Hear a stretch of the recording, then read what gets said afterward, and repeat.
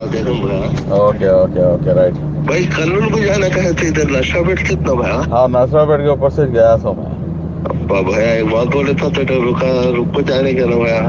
इंशाल्लाह मैं next time देखता हूँ, रिटर्न में देखता हूँ। और दूसरी भैया, बात है ये हमारा MIM के अब कितने जने अब TDP को सपोर्ट में है सो एमआईएम के नंजाल के एक नकरकल नागूर मालूम ना भैया? नकरिकल नागूर है एक मैं एक तो मैं नसरापेट है नशा-पेट है वो नागूर सत्तनपल्ली सत्तनपल्ली और नंजाल में एक है और कन्नूर में 2 है। हाँ कन्नूर में 2 और श्रीकाళहस्ती में एक है, हाँ मदरपल्ली एक है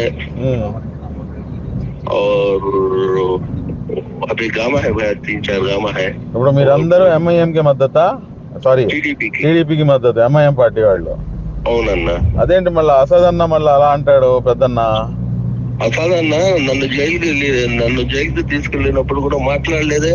అదే వైఎస్ఆర్సీపీ నమ్ముకున్నప్పుడు నన్ను జైలుకు ఒక వికలాంగుని చూడకుండా కూడా జైలుకు పంపించారు. సీనియర్ పార్టీ నాయకుడిని నేను కూడా 30 సంవత్సరాల నుంచి ఎంఐఎంని నమ్ముకున్నాను. నా భార్య పిల్లలు కూడా అక్కడికి వెళ్ళారు. వెళ్ళినప్పుడు ఎందుకు మాట్లాడాల? ఎందుకు అలా చేస్తున్నారు ఈయన అర్థం కాదు మరి. టయానికి కరెక్ట్ టయానికి లటకమని చెప్పేసి ఎప్పుడు ఏ రోజు కూడా ఇక్కడికి వచ్చి మాట్లాడింది లేదు కదా. ఇప్పుడు నేనున్నాను భయ్, నేను కూడా చాలా గౌరవిస్తాను ఆయన్ని, చాలా గౌరవించడానికి ఒక రకంగా అభిమానిస్తాం కూడా. ఎందుకంటే మీ గౌరవం నాకు ఎక్కడ తెలిసింది? మనకు ఎన్ఆర్సీ మీటింగ్ విజయవాడలో చూస్తున్నప్పుడు నేను ఉన్నాను కదా.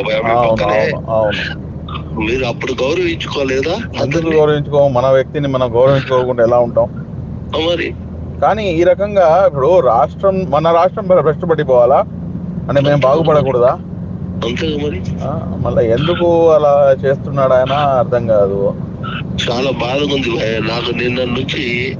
అసలు ఏంది ఆయన ఇప్పుడు మీ పార్టీ నాయకులు అక్బరు నందాలు వాళ్ళ నాన్నగారిని ఎంత హెరాస్ చేశాడో శిల్ప చక్రపాణి రెడ్డి వైసీపీ ఎమ్మెల్యే ఎంత హెరాస్ చేశాడో. ఎంఐఎం నాయకుల్ని హెరాస్ చేసినా కూడా గానీ మాట్లాడలేదు.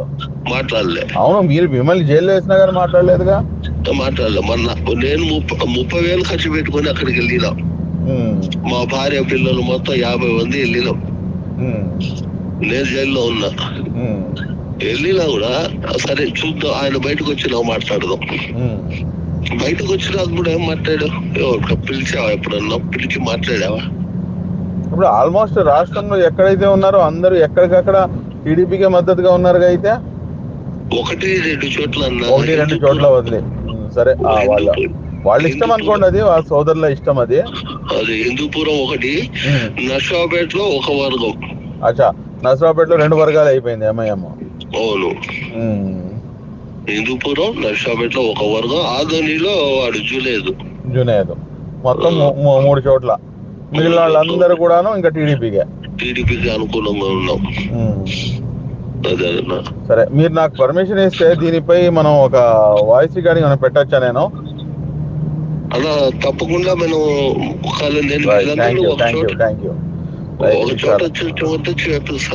ఇన్షాల్లా చేయండి. ఇది కూడాను ఇప్పుడు మనం మాట్లాడింది కూడాను ఇన్షాల్లా నేను మన అధినాయకత్వానికి కూడా నేను తెలియపరుస్తాను ఇన్షాల్లా. ఓకే అన్న. రైట్ అండి. అయితే ఓకే.